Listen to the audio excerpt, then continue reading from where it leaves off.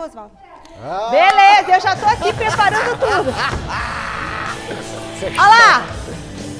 Galera! Sextou com rock and roll transportiva. Pra quem gosta de rock and roll, tá todo mundo ligadinho na tela da TV Gazeta.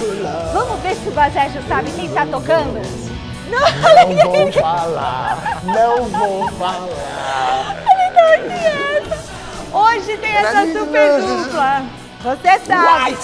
Meu querido Alexandre Silvestre. Rock and roll eu não consigo fazer o que eu tô com o dedo meu. Que é isso? Não, fazer rock Você and roll. machucou justo esse dedo. É, o que eu mais uso. E aqui também, meu querido Marcelo Bazejo. Atenção! Antes de eu seguir com o programa, vamos lá. Marcelo Bazejo, quem canta essa música? Não sabe? Quer outra? Quero. A próxima da mesma banda. Vamos lá, Bazejo. Cobra Branca. White Snake. Ah! Você sofreu! E tem a terceira. Põe a terceira, você estragou.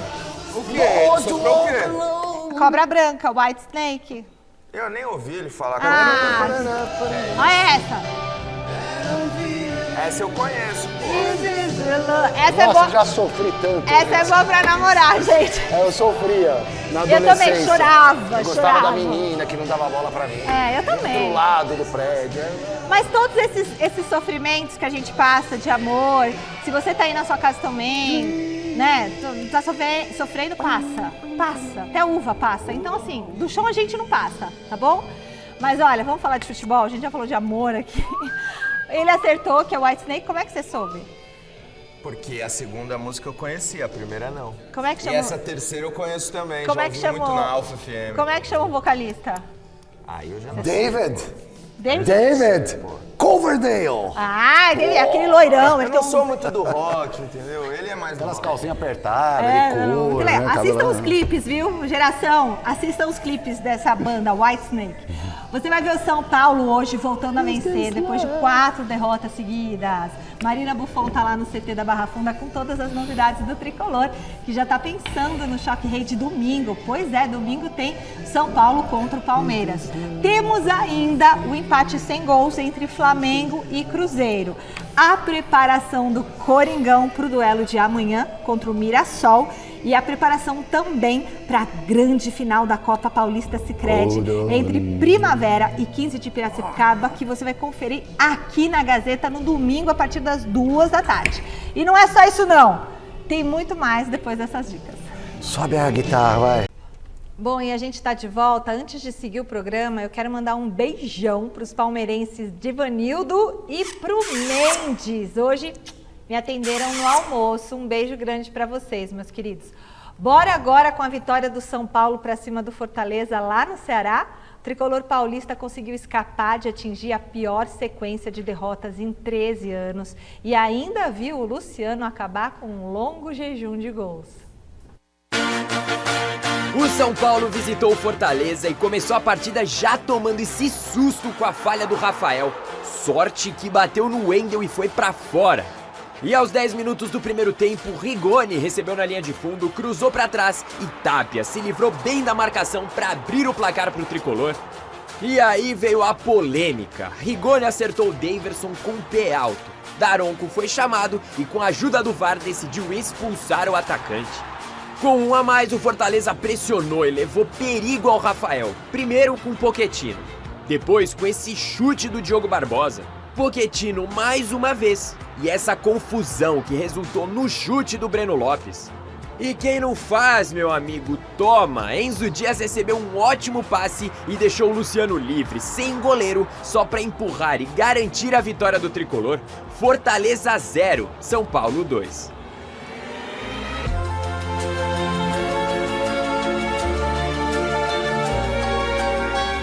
O espírito sempre foi igual.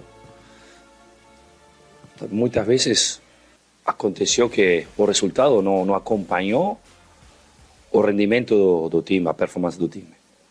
Porque se você vai ver os últimos jogos, não mereceu o placar que conseguiu as derrotas. Então, acho que o espírito do grupo prevaleceu outra vez, num momento difícil, porque as derrotas chegaram igual, se merece ou não merece, mas chegaram. Mas o time sempre buscou a mesma linha.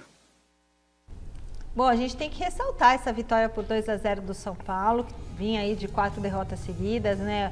E também estava com um a menos, né? Basejo e Alexandre Silvestre. Rigoni foi expulso aí, acho que desde os 20 do primeiro tempo, mais ou menos, né, Basejo? É isso.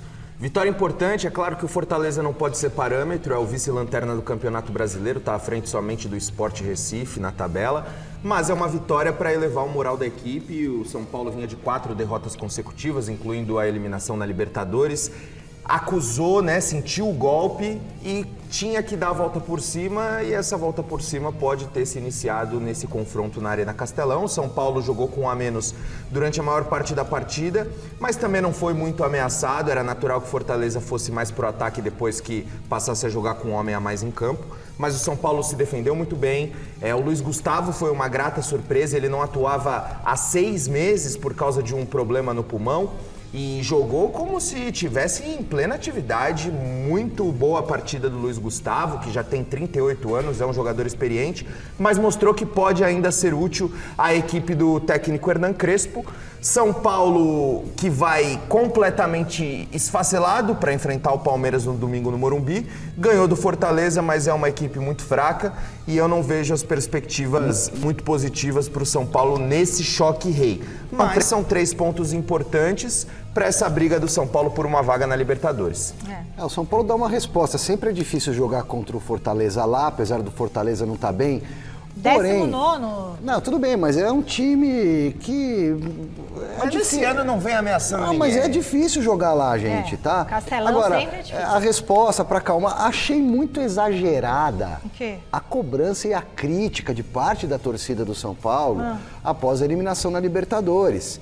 Claro, o torcedor fica triste, fica bravo, elege culpados, só que estavam querendo a cabeça do Lucas, do Luciano, de jogadores que deram os poucos títulos que o São Paulo conquistou nesses últimos tempos. Não, mas por a torcida conta de tem uma razão em cobrar, Silva. eu não tô falando que não tem que cobrar, eu tô falando que eu achei exagerado Caixão, de parte da Caixão, torcida. você Pô, Caixão foi pra dirigente, aí é outra coisa. Então. Agora, teve gente querendo cabeça do Lucas, não joga, vive machucado. Luciano fez gol de título, ajudou o São Paulo a conquistar as poucas coisas que o São Paulo conquistou nos últimos tempos. Ué, os palmeirenses não estavam mandando o Abel plantar chuchu? Então, mas também exagerado. Exagerado. Super exagerado. Então, não sei se eu tô ficando mais velho e mais reflexivo. Você é sábio, você tá ficando sábio. Um pouco de sapiência, de sabedoria. Olha, finalmente, Porque, hein? pelo amor de Deus, né? Qualquer coisa, perder um jogo, perder algum título, sei o quê, manda todo mundo embora. Você já foi arranca mais- a O cabeça. time da LDU é muito melhor que esse time do Fortaleza? Pra mim, não. Não. Pra mim, não. São Paulo poderia ter passado completamente, sem dificuldades na Libertadores. Não passou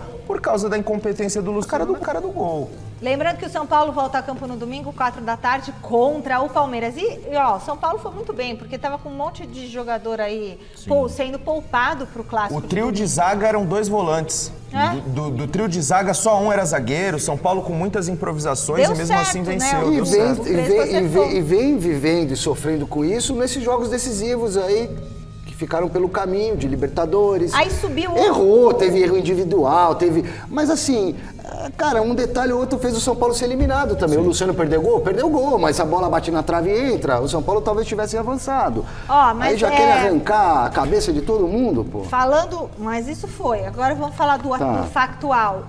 Duas coisas. Estava em 8º o São Paulo, né? Aí subiu, foi para 7º, Não, né? tava em 7º, Tava se manteve em 7º. Continua em 7º. Bom, tudo bem, pelo menos não caiu.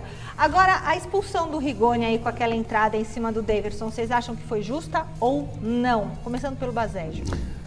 Eu acho que Dá foi, pra ver aí, ó. foi excesso de vontade do Rigoni, mas é indiscutível. Ele atinge o Daverson com a sola da chuteira, com a trava da chuteira. É um lance muito rápido, poderia ter machucado feio o Daverson e depois da revisão do VAR não tem como discutir, cartão vermelho justo Justo, mas foi um ato imaturo do Rigoni. Ia falar não isso. precisava disso. Você foi muito mais delicado, né? Falando em imaturidade. Porque hoje, com televisão e com VAR, o jogador que entra numa dividida mostrando a sola vai ser expulso. Ainda mais quando veio o Daverson, que era o Daverson, né? Que valoriza. Não é só isso, ele vem no movimento de chutar a bola com tudo. E o jogador do São Paulo, Rigoni, ele deixa a sola. Eu não acho que ele foi para quebrar o Daverson, ele deixou a sola ali, vem. Sim. O Daverson veio e você foi expulso. Agora a gente vai fazer, sabe o quê? Uma coisa super legal. Nós vamos analisar as substituições promovidas pelo técnico Hernan Crespo durante a partida. Boa. Então, olha só.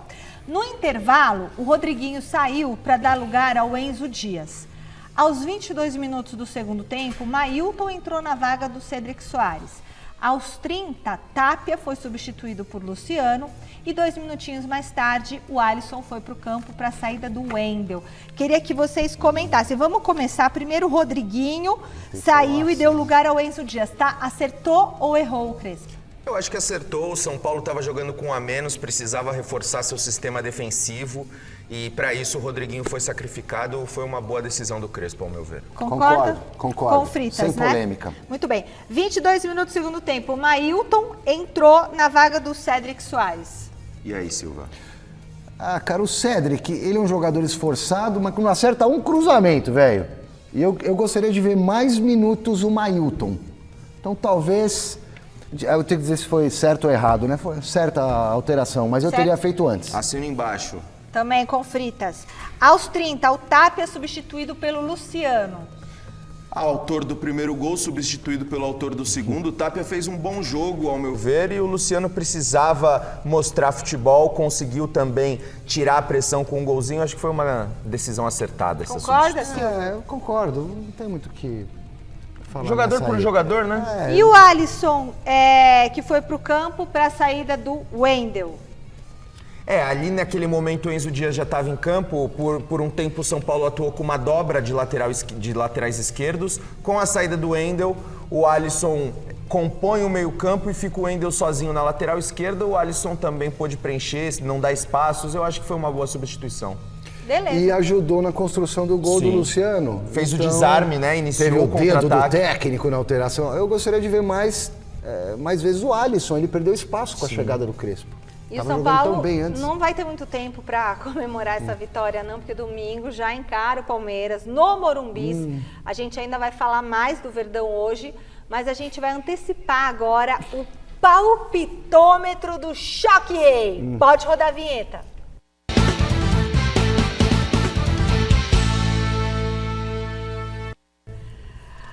Muito bem, começamos com o palpite de Alexandre Sylvester Stallone. Vai, Silver, seu palpite. O pessoal de mídias sociais me perguntou sobre isso anteontem. Eu falei 2-0 pro Palmeiras. Mas como o São Paulo se recuperou, vou mudar, tá? 2 dias depois. Pera um pouco, calma, vai mudar tô falando nas mídias sociais. Então Ele eu falei, é volúvel. porque alguém vai ver lá, o Sylvester não sabe o que fala. Disse 2-0 aqui, 2-1. Pra mim vai ser 2-1, o São Paulo vai fazer um golzinho de honra, mas perde o jogo. 2-1. Tá, agora quem que dá o palpite? Sou eu, diretor? Ou é o Bazejo? Agora é o Marcelo Bazejo. Eu acredito num jogo bem parelho, empate 1-1. Empate? Vai Muro? Tem Empate. música do Muro pra ele? Porque, poxa vida, não podemos pôr a música do Muro, mas tudo bem. Depois a gente põe a música do Muro. E eu vou pôr o meu palpite. 2 pro Palmeiras e 0 pro São Paulo? É isso?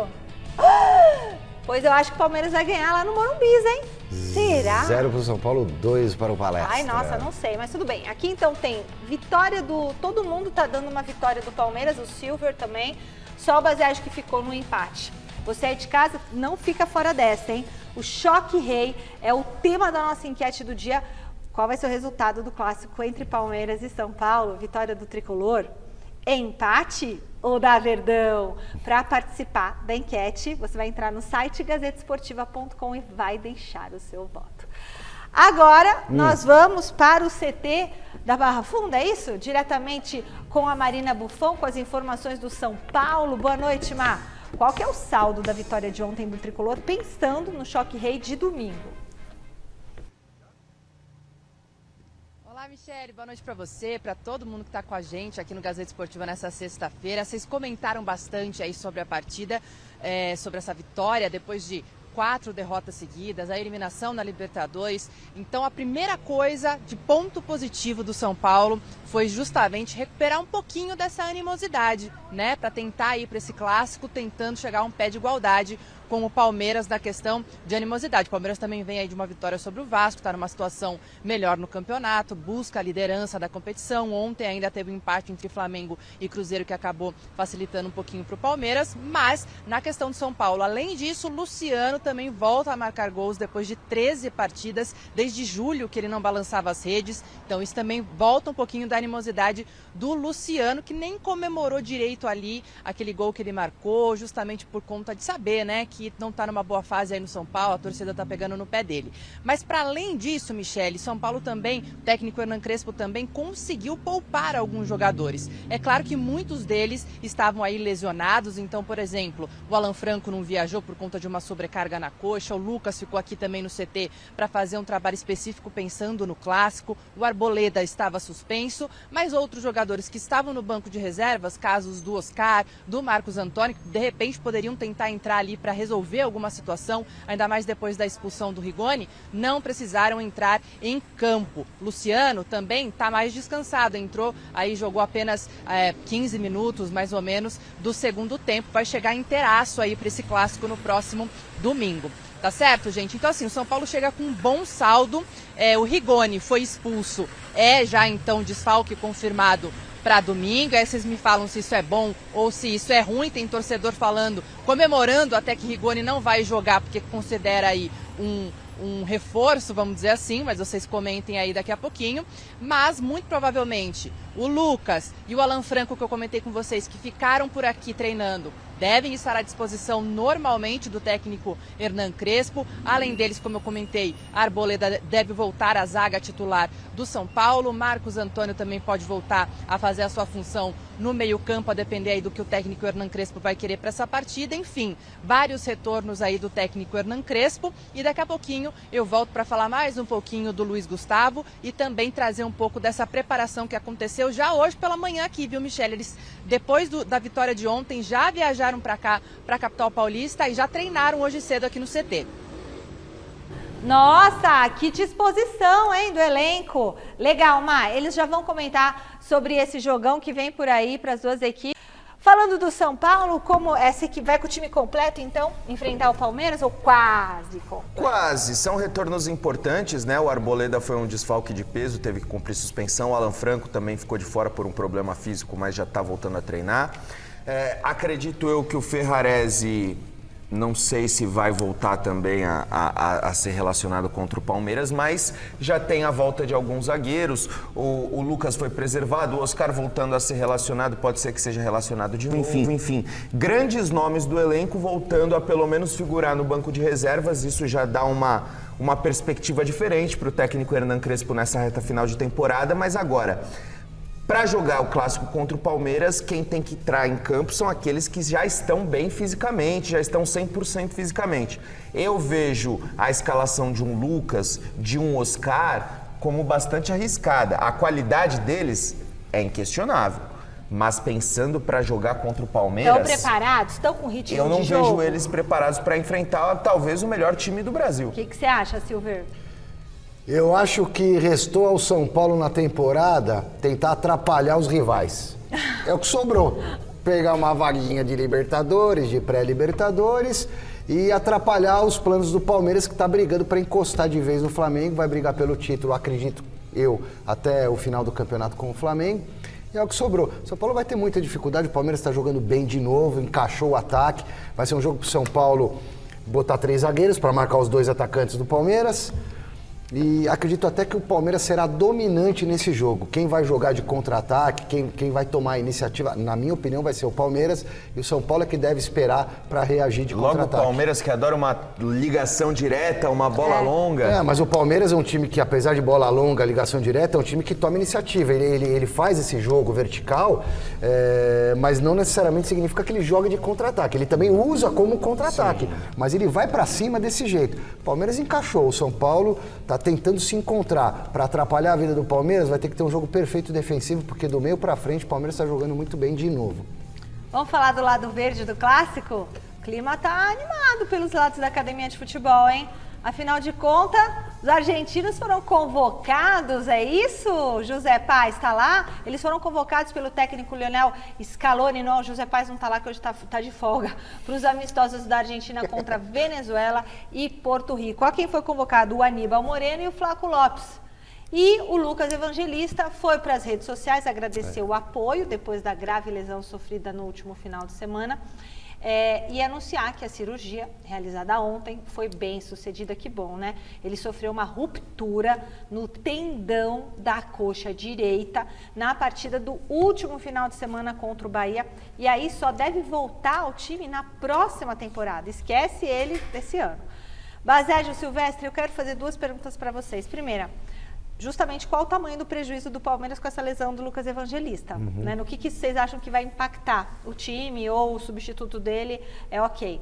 E segunda, né? Flaco Lopes e Aníbal Moreno fazendo o mesmo por merecer para essa convocação. Na minha opinião, quero saber na opinião de vocês. Abel Ferreira potencializando os jogadores que ele tem na mão, né? Para variar, né? Pois é. Só para variar. Lucas Evangelista estava bem, demorou um pouquinho para ganhar as oportunidades e ficar no time, estava mandando bem pra caramba, se machucou, uma pena, mas o elenco do Palmeiras tem substitutos à altura. Prova disso é o fato de o substituto direto do Lucas Evangelista estar sendo convocado para defender a seleção argentina. Eu vejo o Aníbal Moreno como uma escolha natural do Abel Ferreira para preencher a lacuna deixada pelo Lucas Evangelista.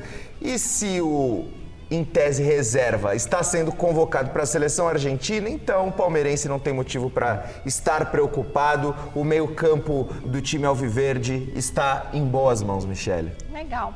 Agora vamos dar uma pausa, né, no Campeonato Brasileiro, porque o assunto do momento é a Copa Paulista Sicredi. E você já sabe, domingo, a partir das 2 da tarde, nós temos um encontro no Gazeta Esportiva Aquecimento. E aí, na sequência, às 3 horas, a bola rola para Primavera e 15 de Piracicaba, o primeiro jogo da final com transmissão exclusiva da TV Gazeta para TV aberta. Osmar Garrafa narra, Miller e Paulo Sérgio, nossos tetracampeões, vão comentar, e o ex-árbitro Alfredo Loeblin também vai analisar os lances da arbitragem. Reportagens em loco de Thiago Salazar e Alexandre Silvestre. E Silver, você esteve ontem, né, acompanhando o treino do 15 e agora você vai contar tudo pra gente nessa reportagem. Tá bom, eu vou me ver.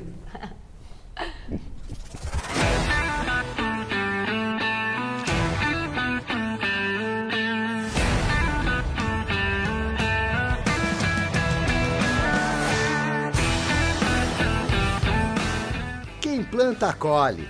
Da mudinha que vai brotar, a imponente centenária Sapucaia, que ocupa a esquina do Estádio Barão de Serra Negra, em celebração ao fim da Primeira Guerra Mundial.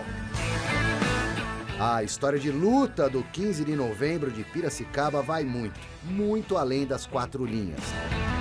Debaixo das arquibancadas, recordações de um tradicional time do interior paulista. Preservadas até as antigas balizas de casa, conectando conquistas de um passado nem tão distante.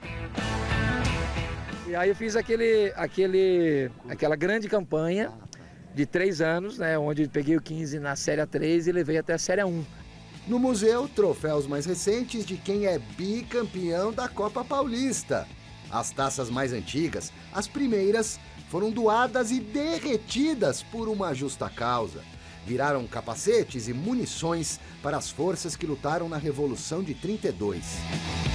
Os soldados de hoje calçam chuteiras, atiram bolas. Arma secreta, um defensor que ataca e artilheiro. E nem nos meus melhores sonhos eu sonharia com o momento que eu estou vivendo, junto com meus companheiros, de ter levado o 15 para a final, de estar nessa grande final e por ter ajudado os companheiros com esses 5 gols. Quer dizer, você tem mais gol que o centroavante. Brincadeiras à parte, mas sim.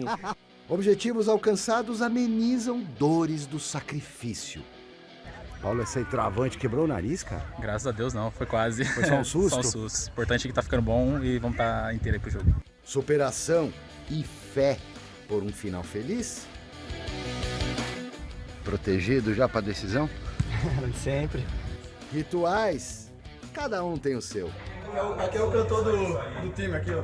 Cantor e dançarino. Joga por música? Joga por música, isso aí.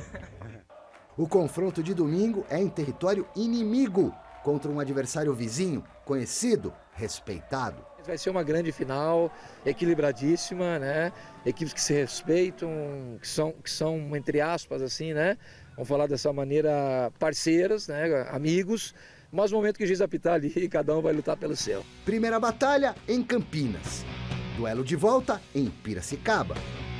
A tática é segredo de Estado. Esquema tático na mão já? Não, pô, Esconde, abafa o caso. Mas o comandante revela parte do plano. Esse jogo de volta em casa com o nosso torcedor empolgado, eu tenho que estar vivo. Então passa muito pelo primeiro jogo. A tropa tá pronta, treinada, completa. Pressão enorme, mas a gente fala que ter pressão é um privilégio. Então a gente leva essa pressão como privilégio, estamos nas finais. Se o 15 vai triunfar nessa primavera, como a Sapucaia vem fazendo em todas as estações do ano, há mais de século, só o tempo dirá. Alexandre Silvestre, você vai estar lá no domingo, ao vivo, fazendo a transmissão direto do campo. Onde você vai ficar? Lá? É no campo mesmo, atrás do gol? Como é que é? Na lateral, perto dos bancos de reservas, o Thiago Salazar de um lado, eu do outro. Olha! Tudo ao vivo, grande expectativa. Que legal, né? Muito Demais. legal a gente ter essa transmissão ao vivo aqui na TV Gazeta. Claro. E qual foi a sua sensação com o 15 lá? Você acha que os meninos estão com a faca nos dentes? Estão. Então. O ambiente parece muito legal. Eu tive a oportunidade de almoçar com o time, com o presidente, com o técnico, resenha. Igualzinho com o time. jogo. Nossa, é uma liberdade de trabalho, claro, que não tem tanta imprensa, praticamente só eu lá cobrindo o treino. Anteontem, acho que foi isso. Mas eu senti assim, um clima muito, muito legal do time. Leve, não tá tenso. Leve, claro que tem aquela ansiedade de um jogo decisivo, porque Piracicaba respira futebol, respira esporte. Jogos abertos, basquete, mas principalmente o Inhoquinho, o time, né? O estádio. Então, tem uma tradição muito grande, o 15. Mas o jogo vai ser em Campinas, O primeiro jogo é Campinas, mando do Primavera, que está com o estádio que ele costuma utilizar em Indaiatuba, está em reforma, então joga em Campinas, Campo da Ponte. Campinas, que é uma cidade vizinha a Piracicaba, tem uma rivalidade muito forte ali, não só esportiva, vai além do esporte. Então são esses elementos e componentes que a gente vai ver nessa decisão. Primeiro jogo em Campinas no domingo, depois a decisão no Barão de Serra Negra, Pira, no outro final de semana. E só para dizer que está em reforma esse campo do Primavera, porque a equipe vai disputar a Copa Paulista, não é? Do ano que vem? O Paulistão do ano que vem, a Série A. Então eles estão reformando tudo para receber os jogos lá. Sim, legal, né? o Primavera conseguiu acesso, o 15 de Piracicaba não, nesse ano, né? A gente volta a falar de Campeonato Brasileiro com um duelo na parte de cima da tabela de classificação. Flamengo e Cruzeiro fizeram um jogo ontem que foi marcado pelas chances perdidas. Gente, olha a furada do Arrascaeta. Pelo lado cruzeirense, Caio Jorge e Christian tiveram as melhores chances do primeiro tempo, mas aí pararam no Rossi, né? E no início do segundo tempo, gente, o Cássio foi gigante, fez grande defesa na cabeçada do Samuel Lino. O jogo seguiu lá e cá, com o Rossi e o Cássio sendo os destaques, garantindo o placar em branco até o final do jogo. Esse 0-0 decepcionou vocês? Porque eu vou dizer, eu fiquei muito decepcionada, porque ficou ali Flamengo e Palmeiras 55, 52 feliz na tabela. ficou o palmeirense. Ficou o palmeirense, porque deu uma segurada nos dois, segurou né? um pouco, né? O Cruzeiro ficou atrás do Palmeiras e o mas eu Palmeiras esperava mais. tá no raio de ação do Flamengo. O Palmeiras tem um jogo a menos, não é isso? Tem. O Tem um jogo a Palmeiras- menos. O Palmeiras ganhando esse jogo, ele empata em pontos com o Flamengo. Olha, esse jogo não me decepcionou porque quem assistiu pôde Foi um jogão, acompanhar né? uma partida assim, nível europeu, em termos de intensidade, em termos de oportunidades de gol. Maracanã com o maior público de sua história em jogos entre clubes, mais de 72 mil torcedores. Então, assim, foi um espetáculo. Acho que o futebol brasileiro merece jogos desse tamanho, com esse tipo de desempenho, com esse nível de jogadores, dois grandes elencos e Tudo leva a crer que Flamengo e Cruzeiro vão brigar rodada a rodada pelo título do Campeonato Brasileiro. Palmeiras também está nessa briga. Mas apesar de o jogo não ter terminado com gols, eu acho que foi uma grande partida. Então, agora o Palmeiras foi para segundo na tabela. Foi. O Palmeiras tá ali. Estava em terceiro, aí o Cruzeiro foi para terceiro e o Palmeiras está em segundo. Porque a tabela às vezes é um pouco torta, então o Palmeiras caiu para terceiro, por uma questão de rodadas aí, mas tá na cola do Flamengo. O futebol é um negócio curioso, né? Porque você vê um jogo desse tamanho, que foi um espetáculo, foi bem jogado, às vezes termina 0-0. 0-0. Ninguém faz ponto. Aí você pergunta lá para o americano, pô, como é que vocês gostam desse negócio? Talvez seja justamente por causa dessa loucura. Né? Um esporte que às vezes não tem ponto, cara. E que muitas, ou outras tantas vezes, o inferior ganha do time mais forte. Ou o pobrinho ganha do ricão. Né? Então o futebol é muito democrático. Mas nem todo 0-0 é um jogo oxo. É verdade. Esse não foi. Mas eu não gosto. Eu gosto quando tem um monte de gol. Lógico. Falando em... Bom, a gente já falou do Flamengo, agora vamos voltar a falar de Campeonato Brasileiro? Não, vamos falar do Flamengo, porque tem um ex-jogador do time carioca que está reforçando o time paulista. Sabe quem é? O atacante Felipe Tereza, que foi o herói do título mundial sub-20 do Rubro Negro em 2024, marcando o gol da virada na final contra Olympiacos. Fechou contrato de 2 anos com o Palmeiras. Olha ele aí! É ele aí, Felipe. A jovem promessa de 19 anos perdeu espaço no Mengão esse ano, rescindiu o contrato no mês passado e chega para reforçar o sub-20 do Verdão. E por que não sonhar com uma vaguinha no elenco do tio Abel Ferreira? E tem gente também de saída no futebol feminino. O Palmeiras anunciou hoje a venda da atacante Amanda Gutierrez ao Boston Legacy dos Estados Unidos. A jogadora vai encerrar o Campeonato Paulista e também a Copa do Brasil antes de se transferir. O valor da negociação é um recorde, gente.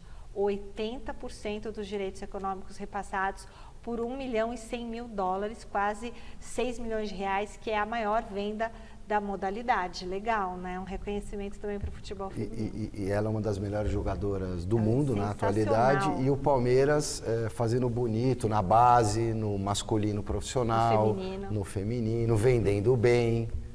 E você vê, né, os investimentos do Palmeiras não se limitam ao elenco profissional. Hoje já os principais clubes, as principais potências já vão investindo também na montagem do elenco de time sub-20, sub-17. E o Palmeiras faz muito bem isso, tirou um jogador agora super promissor do Flamengo, a diretoria está de parabéns. Parabéns. Parabéns, tia Leila! Tia Leila tá mandando muito bem. Agora, aí a tia Leila falou uns negócios do Flamengo, vocês viram a entrevista que ela deu? Não é só, como é que é? Ela falou, muito uma liga joga sozinho. Terraplanista. Terraplanistas, depois vocês vão ver. Não aqui, não sei, vocês vão ver na Globo. Ela gosta de dar umas cutucadinhas também, ela né? adora. Futebol não é feito só de um time, não é mesmo? Bom, tá sem som esse programa. Tem Corinthians, Pachecão? Tem Corinthians no Gazeta Esportiva, sim, senhor. E eu quero aproveitar que o senhor Alexandre Silvestre está na bancada para saber do time que o técnico Dorival Júnior deve colocar em campo para o jogo de amanhã contra o Mirassol. Porque vocês falam, contra o Mirassol? Contra o Mirassol tá bem que pra caramba, quinto lugar com 43 pontos, enquanto o Corinthians está em 13º com 30 pontos. E eu tenho uma boa notícia. Fala, Noé. Eu tenho uma boa notícia. Fala, Noé. Até babei com os Eu achei que essa dentadura ia cair. Você tem dentadura? Não, cara, ainda não. Nem peruca, parece, mas não é. Sério, é peruca? É peruca e dentadura, Silvio? Não, mentira. Cara, o Memphis Depay saiu da bendita ou maldita fase de transição e está relacionado para o jogo de amanhã. Vai pra Holanda, contra o Mirassol. Ele foi convocado pela seleção da Holanda, vai para a data FIFA. Até acho que amanhã ele não começa jogando, mas ele deve entrar. Mas ele acabou de sair da transição, saiu hoje da transição. Então, como ele não participou dos treinos aí recentes do Corinthians até ontem, ele deve começar no banco de reservas, com cautela, vai para a data FIFA, joga lá os 2 jogos dele com a Holanda, eliminatórias europeias, a Holanda é a líder do grupo. Depois o Memphis deve voltar ao último jogo da Holanda, que eu puxo pela memória, acho que é dia 12.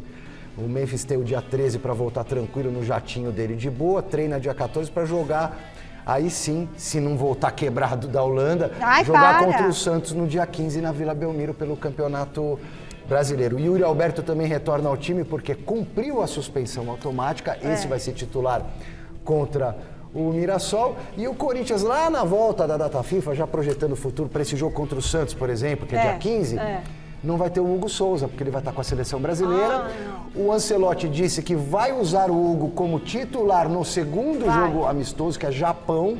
É Japão e Coreia, então não é Coreia Basílio? e Japão. Japão Coreia. dia 14, tem jogo do Corinthians dia 15. Japão, não vai dar pro... Hugo Souza tá fora Não, vai do estar jogo contra o viajando Santos. 24 horas. Mesmo que chegue aqui em cima da hora, não dá.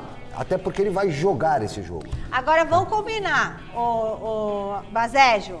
O Memphis Depay foi chamado pela seleção, foi convocado pela seleção holandesa. Então, ó, jogador do Corinthians convocado pela seleção holandesa, jogadores do Palmeiras.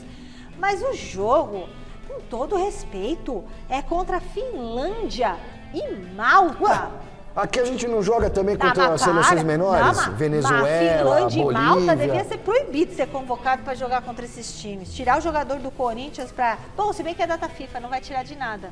Mas corre o risco dele machucar. Não, mas é importante. O Memphis, nessa corrida para a Copa do Mundo, ele precisa mostrar serviço, precisa mostrar que está bem, precisa mostrar que merece continuar sendo convocado.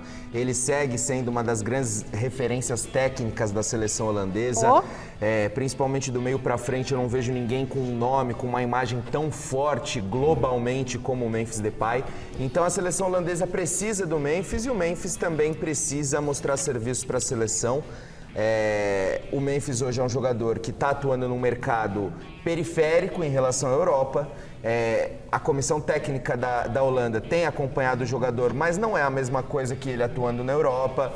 Então eles também precisam ver o Memphis de perto. Independentemente da qualidade do adversário que a seleção holandesa vai enfrentar, eu acho fundamental o Memphis estar ali com a seleção holandesa para mostrar serviço e também poder ser avaliado de forma correta, né, Silvestre? E alguns cornetinhas aqui da redação já começaram, o Memphis tá meio baleado aí, mas pra seleção ele vai. Calma, gente, ele tava num final de transição física, mesmo que ele não fosse relacionado pro jogo do Corinthians amanhã, ele poderia ir pra Holanda, pra Europa, ficar no banco, de repente, num primeiro jogo, até porque nesse processo ele poderia se recuperar para jogar a segunda partida. Faz parte da recuperação, seja aqui, seja lá.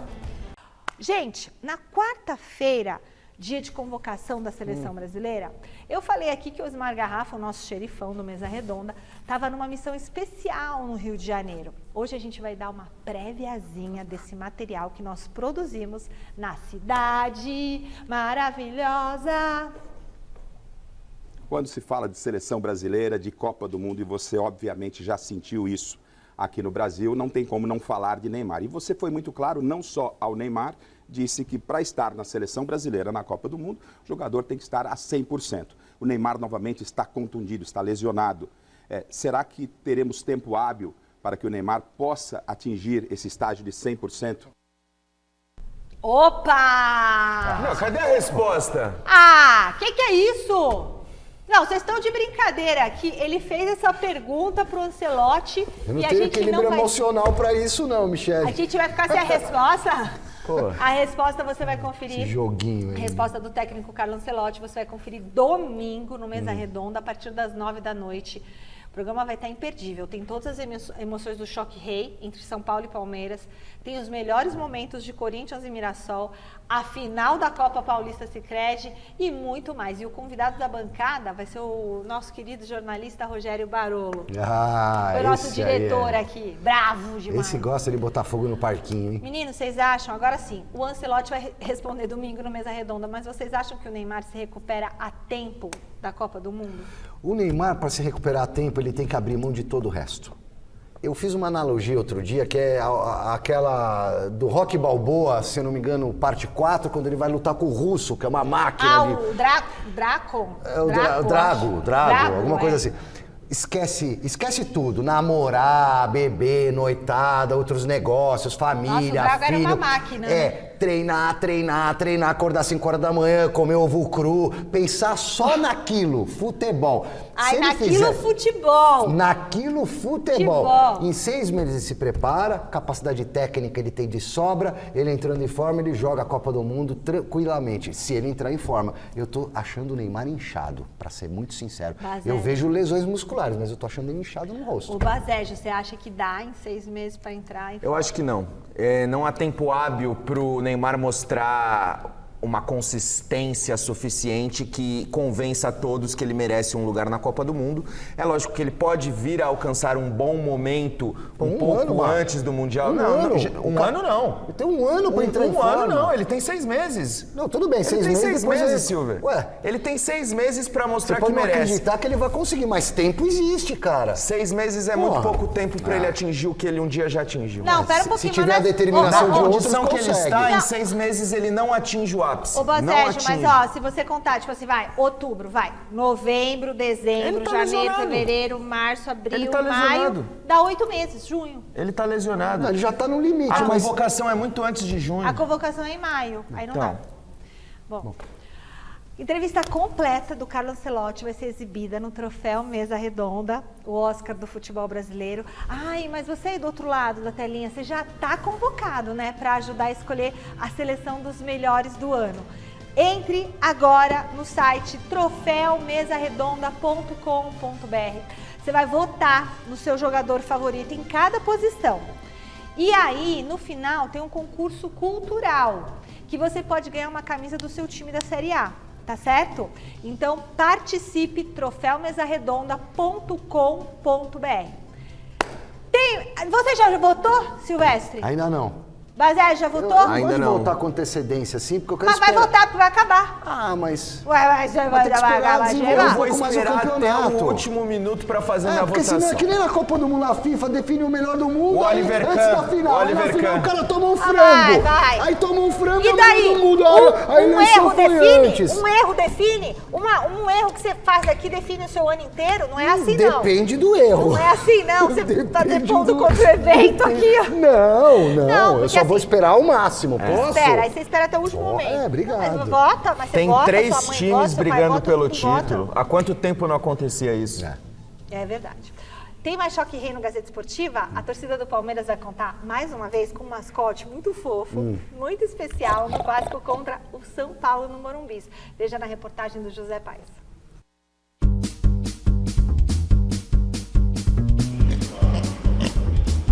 Quem se mistura com os porcos é muito mais feliz. Pelo menos é esse o pensamento aqui, ó, na casa onde vive o Evair da Guia. O nome do bichinho da raça mini porco, é claro, é uma homenagem a 2 dos maiores jogadores da história do Palmeiras, clube do coração do pai de Pet, Leandro. Eu tava pensando, quem foi o meu maior ídolo que eu já vi jogar no Palmeiras? Evair, né? Só que, porém, tem o maior ídolo da história do Palmeiras, chama Ademir da Guia. E um ato de gênio, né, de Albert Einstein, eu resolvi misturar os dois, Evair da Guia. Genial, aliás, também é a inteligência do Evair da Guia. Dá uma olhada nele abrindo a porta com o focinho de boa, tranquilaço, pra assaltar a geladeira. Detalhe pro irmão de menor porte do Evair, o cachorro, que se chama simplesmente Valdívia. E gosta de confusão, Valdívia, né? Igualzinho o outro Valdívia lá. Valdívia! Como é que é a rotina de criação de um porco aí? É muito difícil? Precisa de muita coisa? Como é que é? Não, bem tranquilo, né? Ele precisa só ter uma alimentação balanceada, né? Com ração específica, diet, e muito legumes, frutas e verduras, né? Ração light? Ração O light. porco? E, exatamente. Ele não pode criar muito peso, né? O Leandro estava me contando, inclusive, que o Evair da Guia dorme aqui no quarto dele, dorme aqui com você na cama e tudo. Ah, sim, com certeza. É um prazer dormir com ele, né? Um outro lugar onde o Evair da Guia é pra lá de bem tratado é no Chiqueiro, mais conhecido também como o Allianz Parque. Fez um sucesso lá, o Palmeiras ganhou com ele lá, né? Fez umas porquices lá dentro, lambuzou lá a arquibancada todinha, emporcalhou a arquibancada lá, né? E todo mundo fez festa com ele lá, ninguém se importou com isso.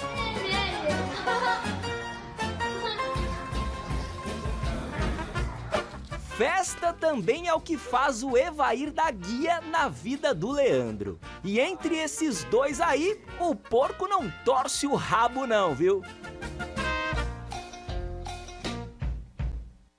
Ai, que fofo, porquinho. Um beijo. Tô votando aqui, Michele. Pronto, você me Pronto, convenceu. isso. Tô votando aqui, ó. Meninos, votem no Troféu Mesa Redonda. Um beijo pro porquinho e pro dono dele, é muito fofo. Novo contato com a Marina Buffon, tá lá no CT da Barra Funda pra falar da volta de um jogador muito importante na vitória de ontem contra o Fortaleza, né, Má? Tá contigo. É isso sim, Michele. Como a gente tinha falado antes, Luiz Gustavo voltou a jogar depois de 6 meses. A última partida dele havia sido em abril contra o Tajeres, lá na abertura da Copa Libertadores pelo São Paulo. Ele que teve aí um tromboembolismo pulmonar e ontem o técnico Hernan Crespo, olha, rasgou elogios ao jogador e a toda a situação dele durante esses meses todos para voltar a jogar. Olha só. Então, boa noite, Mi. Bom Boa final noite, de semana para Lu. você e para todo Tchau. mundo. Boa noite, Silvestre. Boa noite, Bazejo. Tchau, gente.